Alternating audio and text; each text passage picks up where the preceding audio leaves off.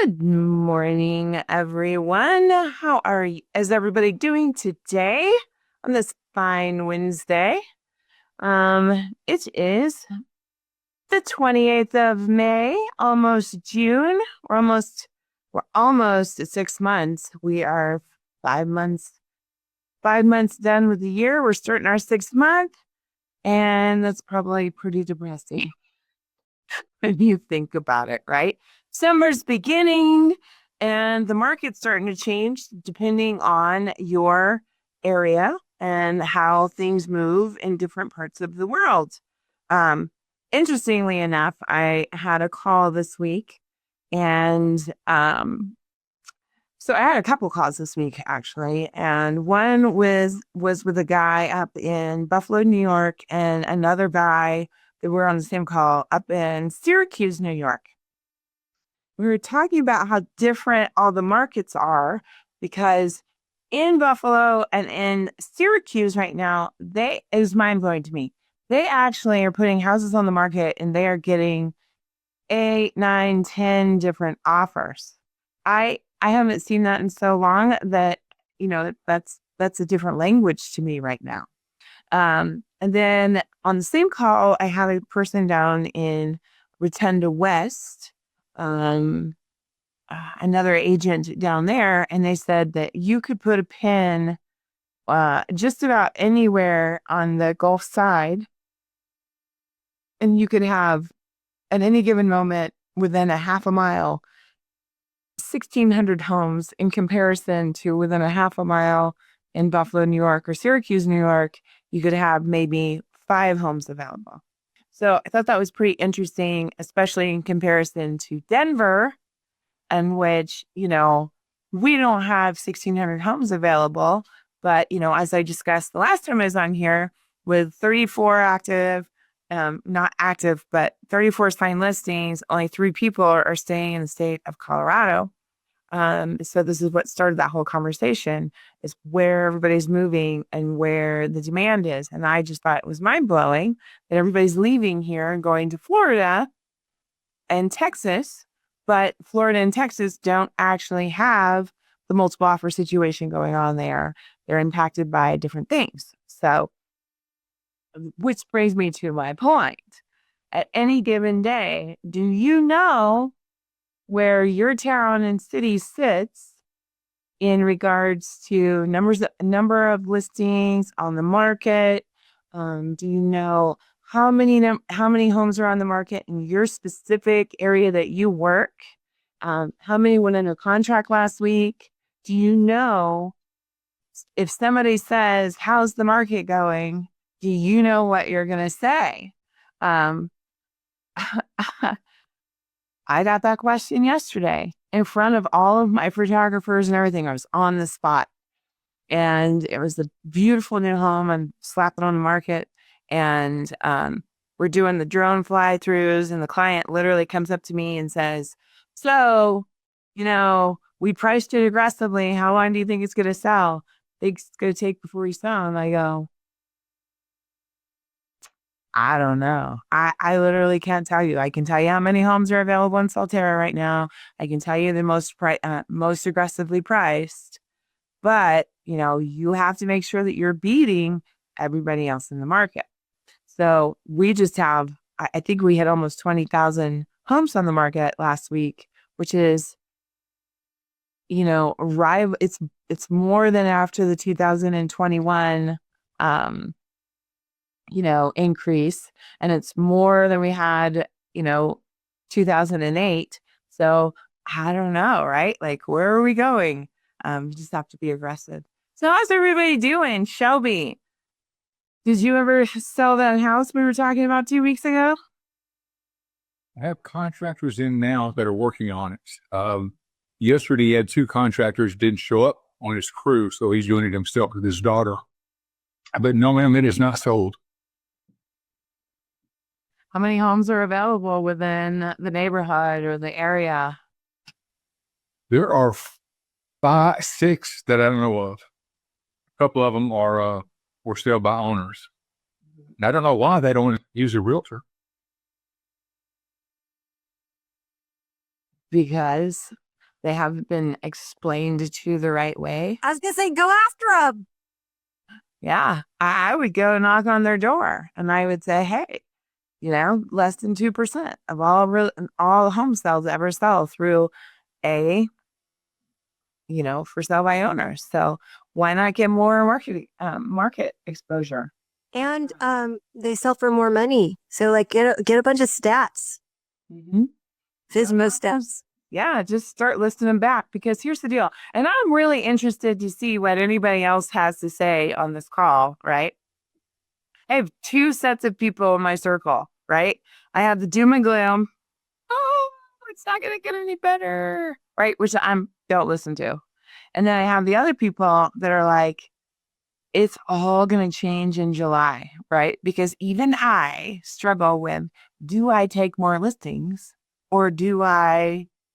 But okay, everything is temporary. It's not going to stay like this forever. And, even like a booming market doesn't stay like that forever. So everything is temporary. I don't know when it's going to change, but it's going to change. So it could change tomorrow. Mm-hmm. Could change today. Yeah. Okay. So, Allison, how many homes do you have available in your little neck of the world? That's a great question because I farm and there's not a lot on the market here on my other Agora farm. Mm-hmm. I've never seen so many ever in 20 years. So why do you think what's the price range difference and why do you think there's a difference there? It's not much price range. It's that one complex. And I did a listing appointment in there a couple weeks ago and she changed her mind. She wants to hold. And she had 2 model matches and they're gone now. One's in escrow and I think one is renting it out. So I need to contact her and tell her that. But they're having problems with their HOA. Oh. And because the fire insurance went up. And I actually walked that farm yesterday, and there's a complex right next door that I went to. And this lady that told me not to knock there, and I for years, she told me not to leave stuff at her house. She sent me a very kind email. I bumped into her a couple months ago. She was out in the back in her garage. And I said, do you need help? She said, no. So I introduced myself. She goes, I am so glad you came over here because I'm thinking about selling. I know you have the highest sale in here. I was friends with them, Lance and Lori. And so I saw her garage open again yesterday and I knocked and she let me walk in and see her place and wants a value now. And I did it.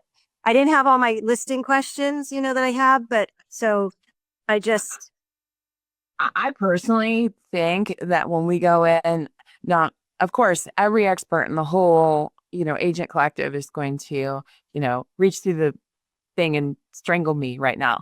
Right. But I am so much better without anything in my hand. I had my flyers, my newsletters in my hand. I was in this sweatshirt and and leggings. Yeah. And my hair. And they relate to you on a totally different level. And they don't feel like you're selling them anything. You're just a human being in the neighborhood who knows the area, and you're going to get that listing. Which brings me back to a point. Once upon a time, I was married. And your life event. Yeah. So he would get up in the mornings for years, like from, I want to say 2001 to actually forever until the end of our marriage. But the most that he did it was 2001 to 2004. And he would get up every morning if the weather was good. And he would so we had a farm of 6,000. Okay. Oh, wow. And then we would take the map and quarter it off into quarters. And then we printed out each little section. And so then he would get up every morning and he would take notepads and, grocery shop notepads with his branded stuff on it.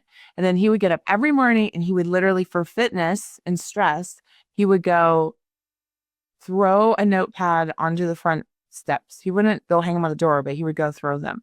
And people would be getting out and going to work and he'd be like, hi, how are you? And he would get in conversations with people.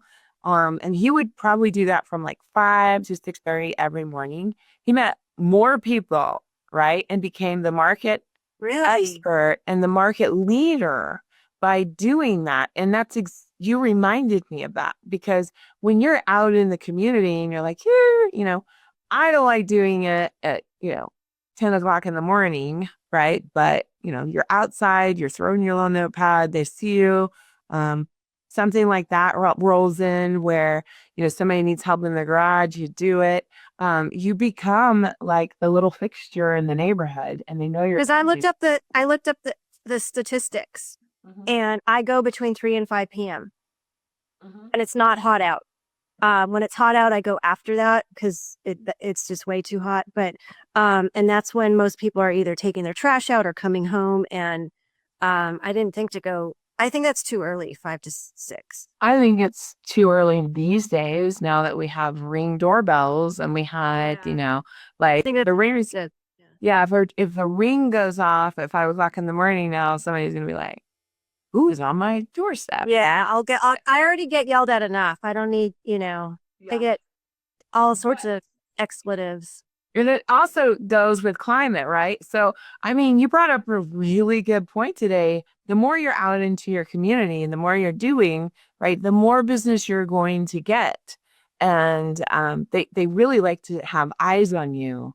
And then, how many times in your career have you ever been showing a house and somebody pulls up and they're like, "Hey, can we see it?" And I'm like, Yeah. I've picked up lots of clients that way. I'm like, "Hey, listen, tell you what, I will show you this house, but I have to finish showing these guys this so I can meet you back here at 5:30, blah, blah, blah, right?" Because you're out in the community, right? Oh, I should print up some of those forms. That's a good point. Yeah. Single property forms. Yeah, it doesn't happen very often, you know what I mean? But it has happened. It's nice to have one in the car. That's a good idea. Yeah.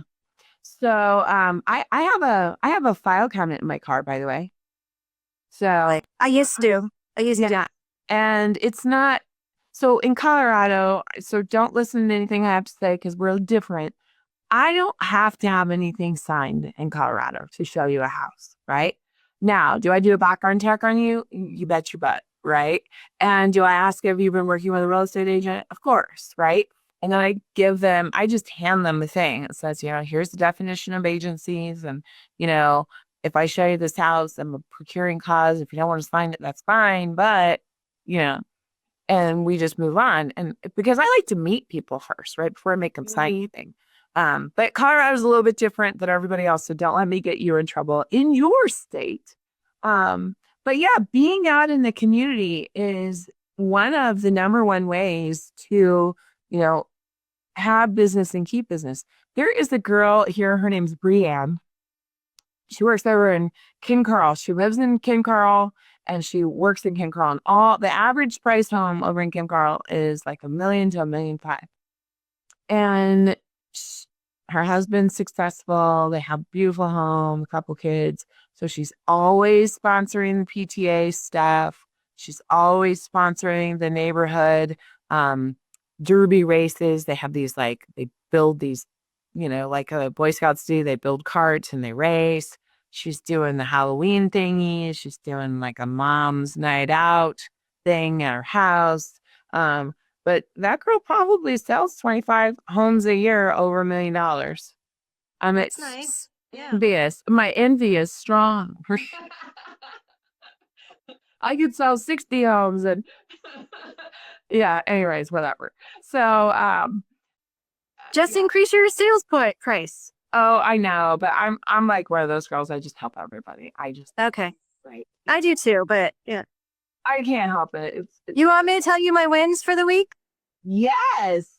So I want to know because I have the same concern as you, and I've been watching you and how you have all these listings, and it does get expensive and time consuming. And I'm like, how do I get now business? And I just kind of switched to my mindset. I'm like, why don't I go after buyers? Well, 2 buyers called me in the last week, and I'm showing you. Yeah. And I just changed my energy. And so I'm showing, I wrote a $1 million offer, even though it's on a 1.2 listing. We're kind of far apart, but I'm showing her another 1.1 today. And I've got a buyer's agent agreement signed, and actually the EXP broker helped me figure out how to word it, because I'm like, why don't I just do the single property? And she's like, it's just better if you just get the one, and say, if I need to reduce, I'll reduce. I'm happy. Here's my commission, and if I'll ask the seller to pay it. If the seller can't, we'll figure it out. Or can't pay, right? Yeah. That's So here we have it where we negotiate twice. So we write it in the buyer's agency and they go, really, it doesn't mean anything because I have to negotiate in an offer, because in the offer we have in the offer, it's in the form. Yeah, in the offer. So I put it in the offer. It's just that I put 2.5. So if it's 3, the 0.5 goes to the buyer, which in this case I don't care because they need it. But from now on I got it that way. Yeah, from now on I got to put 3. So if we do, just FYI, because I know it's a little bit different because every area is a little bit different, right? So if the listing agent takes a commission at blank percent, okay? Because they don't like us talking about commission. So if the listing agent takes it at blank percent, and then the buyer's agent and then their listing agent, they'll say they'll give X percent to the buyer's agent. If the buyer's agent writes it lower at Y percent, that difference goes back to the seller. The listing agent can't keep it here. The listing agent can't keep it, but I think it goes to the buyer here. So, yeah. But, and then another guy he knows a ton of agents. In fact, when he moved, he didn't list with me. He moved out of state and he said, he called me. He goes, I got to come back because I'm missing out on my 5-year-old grandson's life. And he said he's between 1 million and 2 million. And he's going to buy a house and build an ADU so that he can live with them on that property. And I'm showing his son a 1.8 today. So fingers crossed. Oh, And he goes, you're my girl. I thought about you immediately because you're a hard worker and you're a good person and blah, blah, blah. And he goes, you know how many agents I know? I said, yes, I know. And, so I said, I'm really happy that you picked me. Thank you. I'm honored and grateful. So, and it's been, he's so nice. I mean, talk about like right now. I don't know about everybody else's market, right? But I'm slamming back listings and I'm like, can I just have fun out buyers, able buyers right now? Because and remember, they're scared. A lot of them are scared, at least in my part of the world. Like interest rates are 7.5%. The the world, their dads, brothers, mamas, sisters telling them that the world is going to fall. Sky's falling. Yeah. And I just say, you know what? Here's the deal. What if you're wrong? What if next month interest rates come down? But it's a great time to buy because there's a less competition. So the one that I wrote the offer on has been on market for a while, and they actually did like over $100,000 price reduction. The one that I'm showing them today has been on market for 40 days, and then the one that I'm showing, the 1.8, was at 2 million, and it's been on market for a little bit. So, they're happy that I'm showing. Yeah. And you know what? You get them out there, you could negotiate, you feel like a hero. And if the interest rates drop, yeah, then they're even better. Yeah. Yeah. Then they can. There's no multiple offers right now. It's perfect. Yeah. So yeah, I think that is fabulous. That makes me feel so good. You started my day awesome because I told you, hey, just shift your. So we talked about that a couple weeks ago, didn't we? I said maybe I should switch to buyers, but you can call in buyers. Just change your energy. Just imagine, see yourself showing things to now buyers that need to buy, and it's gonna happen. I have a couple. I have one that's coming in next 2 weeks from now. I have one that's looking right now. I have a couple different buyers, but it is like a great thing to have right now because they don't. Yeah, and they called me. Yeah, out of the blue. Yeah, and they're seeing you somewhere. So wherever they're being seen, you're doing a good job. Okay, so let's go over to show me what are your challenges right now besides that one house? Do you have anything you need to ask or talk about, or are you just listening today? No, my biggest challenge is myself. I'm trying to juggle too many things at once, and it's hard to find to be perfect at any of them. And my second other challenge is I told you there's 5 or 6 houses in the area that I'm trying to sell that are kind of be comps, but they're not the same size. I want to get their price per square foot, but I don't see how. Are they smaller?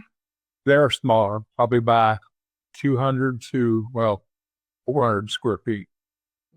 So smaller, that's supposed to be higher. Yeah, so the smaller the house, the higher the dollar per square foot.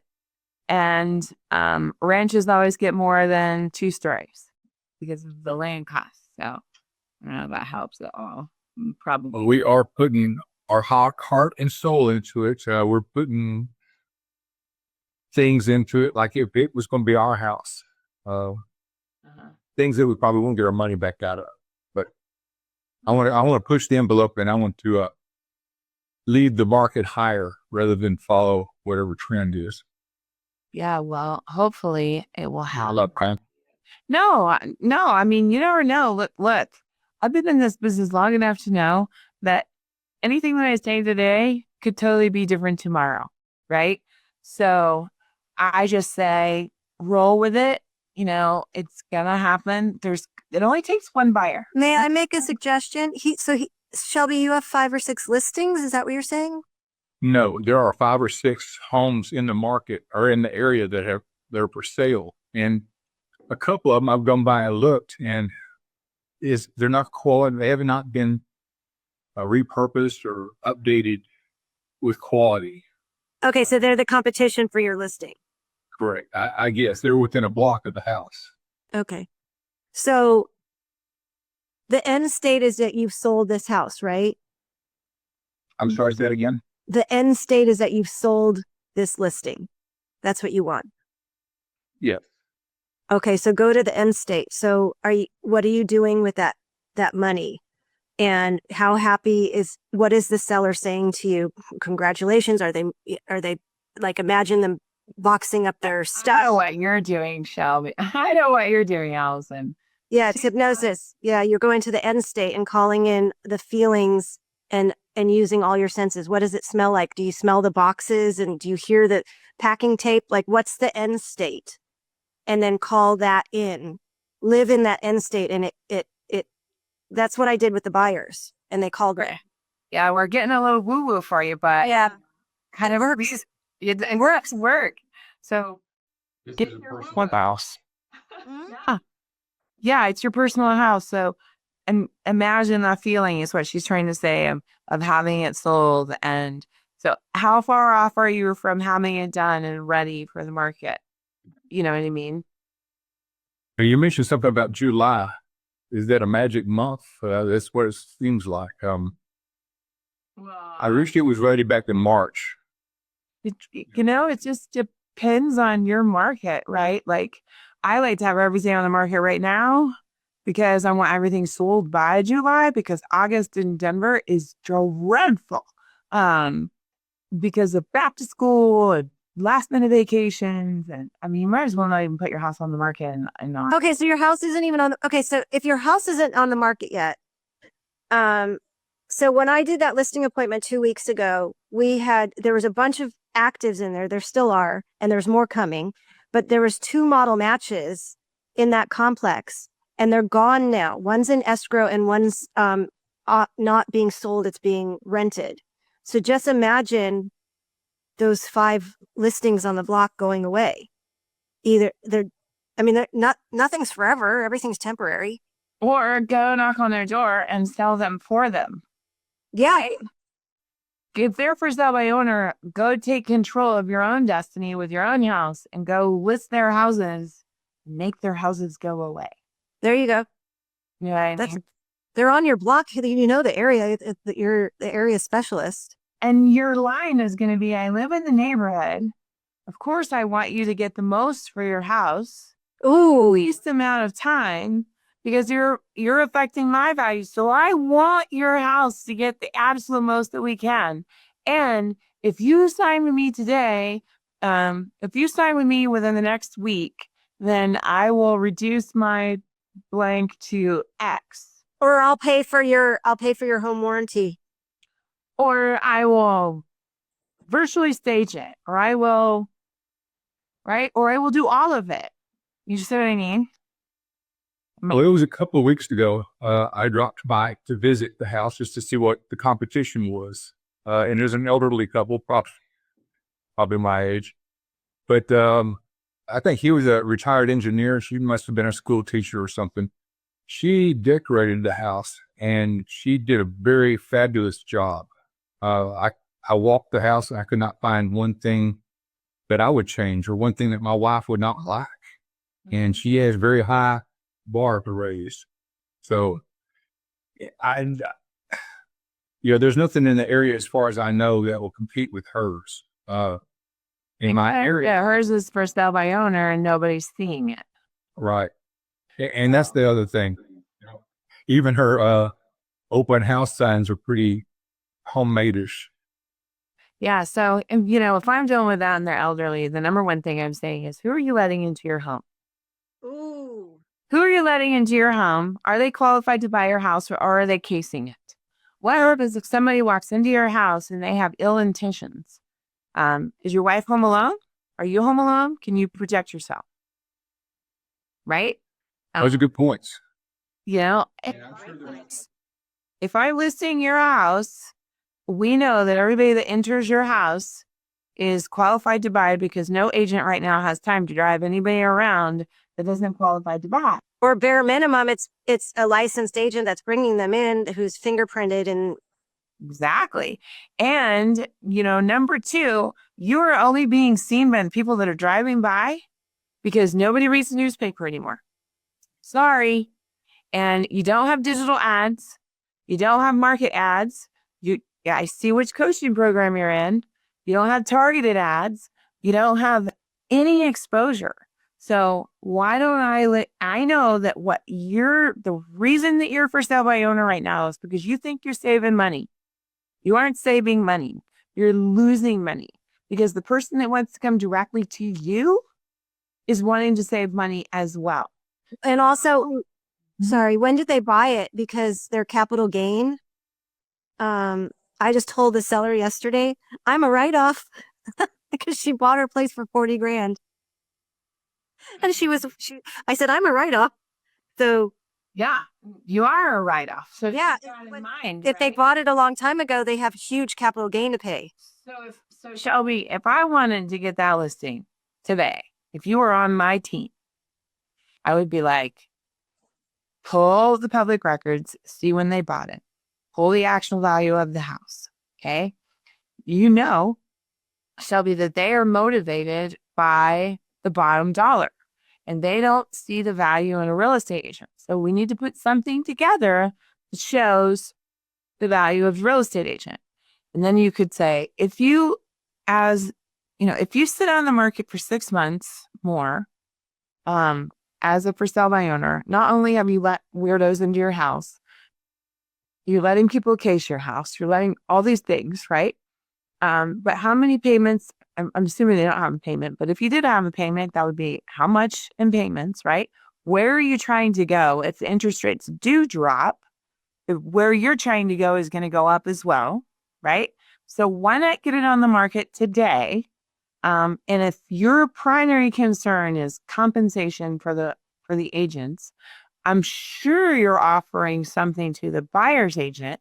So why not for X% more, hire somebody so that you can actually sell your home, right? And then pull up like HomeBot or whatever program you have and find out what the balance is. Do a seller's net sheet, low, medium, and high, and estimated net sheet, and then drop off your net sheets, your market analysis, right? And your introduction and all the other things.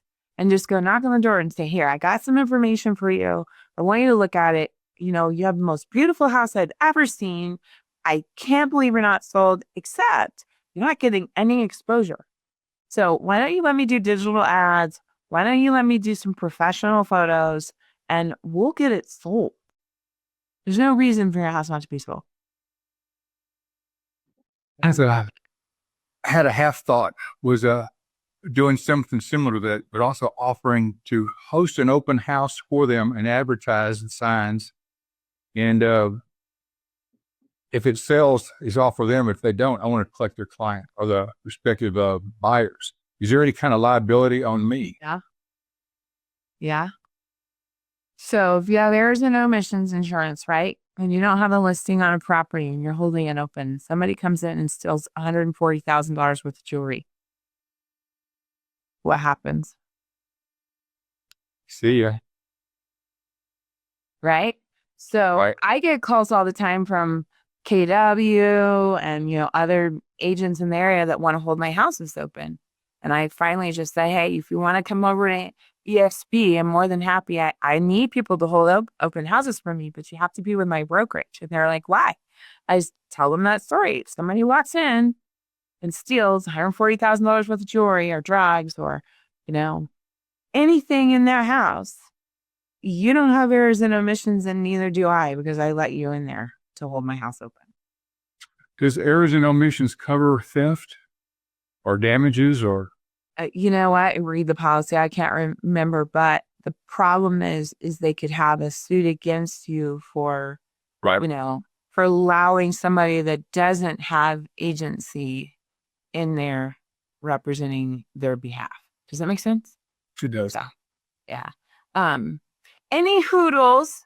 I mean, I know I was all over the world today and back again, and I didn't even cover some of the stuff, right? The challenges, but I feel like we had a pretty good call. So if you liked it, comment something on the online stuff. And if you ever need me or if you have questions, I am always available. Just look me up on Google. My name is Jenn Sells. It's actually my name. And give me a call and I can answer anything, anytime. I don't care. I'm here for everybody. So, all right. Have a good day. Talk to you later. If you'd like more information or to get connected to the Agent Power Huddle, join our free Facebook group. This call was designed for the agents in our EXP organization, but open to any agent from any brokerage. If you're a guest and you're interested in learning more about EXP or our specific resources within the Agent Collective, reach out to the person who invited you to this call to get more info. Produced by the Agent Collective Media Network.